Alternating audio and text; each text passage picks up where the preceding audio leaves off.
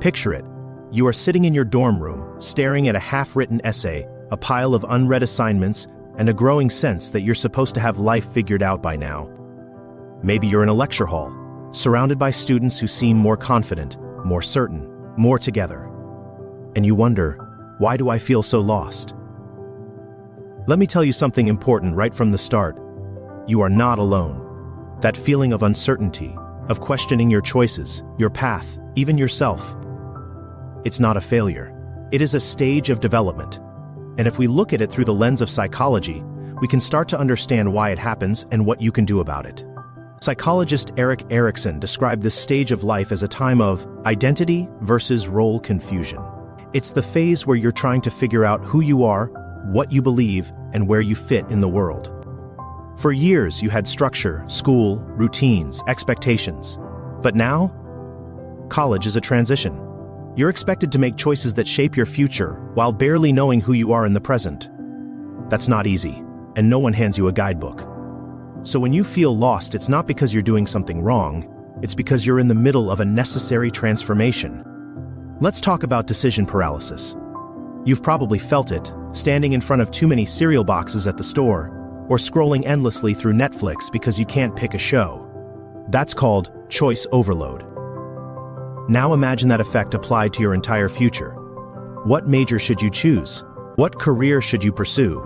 Should you study abroad, get an internship? And the most paralyzing one of all, what if you make the wrong choice? Your brain wasn't designed to handle this many major life decisions all at once. And yet, society expects you to. That pressure to have it all figured out is unrealistic.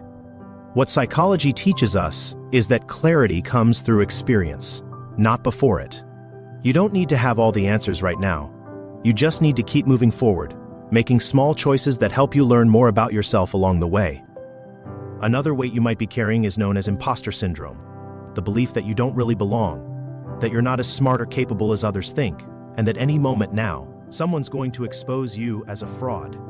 This is especially common in high-achieving students. You're surrounded by people who seem so accomplished, and it's easy to compare yourself, to feel like you're behind, like you don't measure up. But here's the truth. Almost everyone feels this way. Even professors, even experts. Imposter syndrome doesn't mean you're inadequate. It means you're growing beyond your comfort zone. You are growing beyond your comfort zone. The key is to recognize that self-doubt is not proof of incompetence. It's simply a sign that you care, that you're stretching yourself, that you're pushing into new territory. And that's a good thing. One of the biggest reasons students feel lost is that they're disconnected from meaning. If your college experience is just about checking off boxes, getting good grades, landing a good job, it's easy to feel unfulfilled. Psychologist Viktor Frankl, who survived the horrors of World War II, wrote about the importance of meaning in human life. He argued that what truly sustains us isn't pleasure or success, but a sense of purpose. If you're feeling lost, ask yourself, what excites me intellectually? What problems in the world do I care about solving? What kind of person do I want to become? It's okay if you don't have concrete answers yet. It's okay. The point is to shift your mindset from, what should I do, to, what matters to me? What matters to me? Once you start exploring that, the rest becomes clearer. So, how do you start to find your way when you feel lost? First, give yourself permission to explore. There is no race here. Take classes that spark curiosity. Join a club that interests you. Have conversations with people outside your usual social circle. Every experience is a clue, a piece of the puzzle that helps you understand yourself better. Second, stop obsessing over a perfect plan. There is no perfect major, no perfect career path. Life unfolds in unexpected ways, and the best opportunities often come from saying yes to things you didn't initially plan for. I went from majoring in psychology, going into education, then theology, then business, and back to psychology. And that has been a 30-year journey. And I have enjoyed many incredible experiences along the way.